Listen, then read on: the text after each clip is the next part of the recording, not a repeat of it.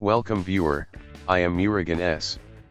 This video tutorial describes how to enable scan network files with Windows Defender in Windows 10. Type gpedit.msc in Windows search bar. Click Edit Group Policy.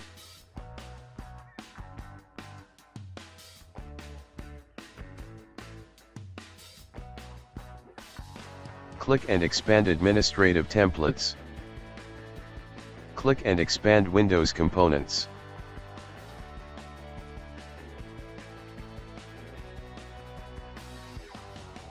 Click and expand Windows Defender Antivirus. Click Scan.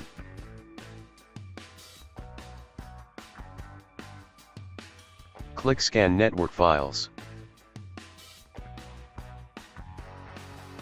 Check Enabled.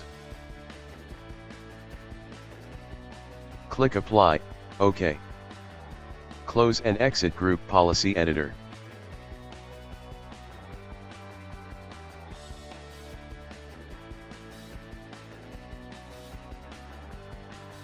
Restart your system. I hope this video tutorial helps to you. Please like, share and don't forget to subscribe my channel. Thank you very much. See you next video.